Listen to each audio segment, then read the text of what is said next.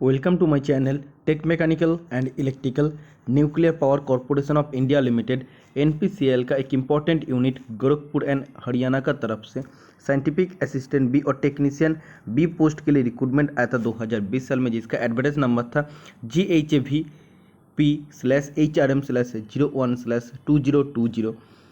Scientific assistant का civil mechanical electronics and communication electronics and instrumentation and electrical branch से recruitment आया था। Technician B ITI student के लिए surveyor, draftsman, fitter turner machinist, electrician, wireman, electronics mechanic and instrument mechanic, इतना सारा post के लिए रिक्रूटमेंट आया था। अब देखिए इसमें जो आपका रिक्रूटमेंट आया था टेक्नीशियन बी पोस्ट के लिए, generally NPCL, NFC, BARC, IG कर, वीईसीसी, उन सब में स्टाइपेंडी ट्रेनिंग कैटेगरी 2 पोस्ट के लिए रिक्रूटमेंट आता है आईटीआई पास स्टूडेंट के लिए। स्टाइपेंडी ट्रेनिंग कैटेगरी 2 तो जो जिसमें आपका 2 साल का सबसे पहले ट्रेनिंग होता है, उसका बाद आप टेक्नीशियन बी या टेक्नीशियन सी में जाते हैं। लेकिन एनपीसीएल का तरफ से पहला बार, एनपीसीएल गोरखपुर का तरफ से पहला बार टेक्नीशियन बी पोस्ट के लिए डायरेक्ट आपका रिक्रूटमेंट निकाला गया था, जिसमें आपका कोई भी ट्रेनिंग नहीं था, जिसमें आपका एज लिमिट दिया गया था 24 साल, और इसमें आप डायरेक्टली टेक्नीशियन बी पोस्ट में आपका ज्वाइनिंग होता है। तो इसमें आपका ट्रेनिंग नहीं होता, तो काफ़ी अच्छा आपको मौका दिया गया था। इसमें भी देखिए आपका सीट भी काफ़ी ठीक ठाक था, fitter turner machinist, surveyor, electronics mechanic, instrument mechanic के लिए ठीक ठाक था। फिर भी इसका जब सीबीटी एग्ज़ाम हुआ, सब स्टूडेंट सोच रहे थे कि उसका आंसर क्या आएगा। मैंने बताया था कि इसका आंसर की आपको नहीं मिलेगा।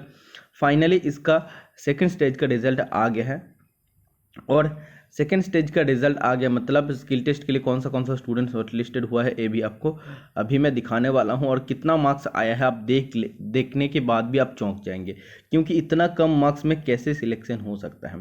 तो वीडियो स्टार्ट करने से पहले आप सभी स्टूडेंट्स से मेरा रिक्वेस्ट है, वीडियो अच्छा लगे तो वीडियो को लाइक करना, चैनल को सब्सक्राइब कर लेना।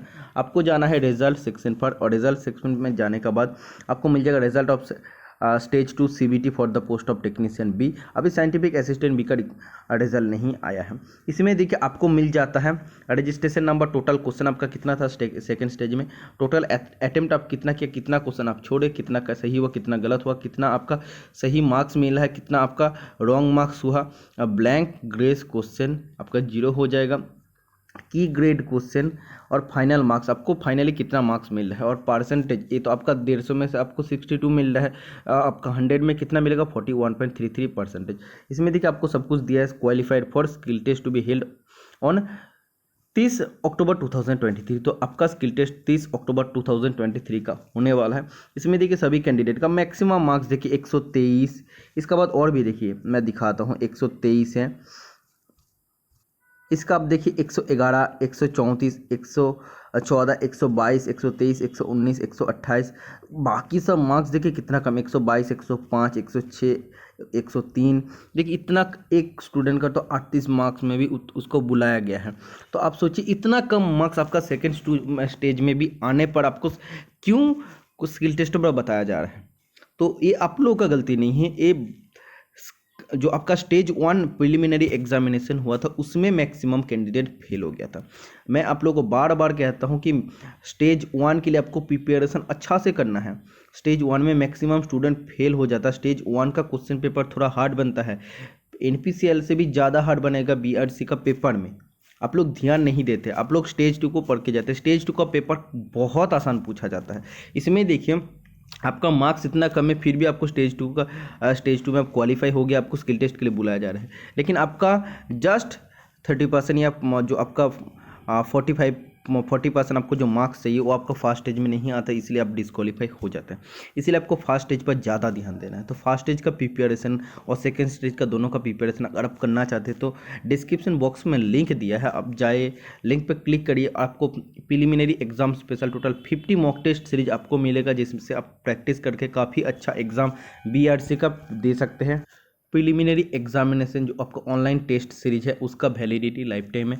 कभी भी जब आपका बीआरसी, एनपीसीएल, एनएफसी, आईजी का, वीसीसी, जब भी आपका रिक्रूटमेंट आएगा तो आप इसे प्रिपरेशन कर सकते हैं। एडवांस एग्जाम के लिए भी आपका टेस्ट सीरीज अवेलेबल है, आप लिंक से जाके चेक कर सकते हैं। मैं आप लोगों को बार बार कहता हूँ कि एडवांस एग्जाम आपका पेपर काफ़ी ईजी पूछा जाएगा, लेकिन प्रिलिमिनरी एग्ज़ाम में आपको फोकस देना, उसमें जस्ट आपको क्वालिफाई होना, उसमें कोई भी कट ऑफ नहीं बनता है। ठीक है, तो आप देखिए सभी का स्किल टेस्ट 31 30 अक्टूबर 2023 कंडक्ट होने वाला है।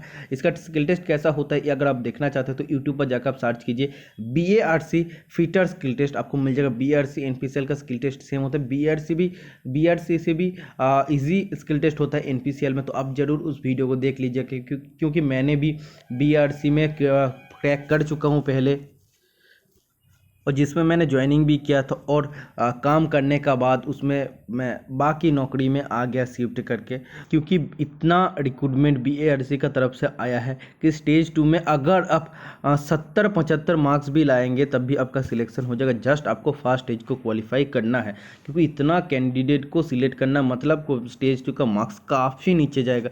70 तो मैंने आपको बहुत ज़्यादा बोल दिया, इसमें देखिए 38 मार्क्स, इतना कम सीट में भी 38 मार्क्स में स्किल टेस्ट के लिए बुलाया जा रहा है। सोचिए आपका सिलेक्शन किस में होगा। तो स्टेज 2 के लिए आपको ज़्यादा फोकस नहीं देना है, मेन फोकस आपका प्रिलिमिनरी एग्जाम के लिए। तो प्रिलिमिनरी एग्जाम को आप सीरियसली ले लीजिए।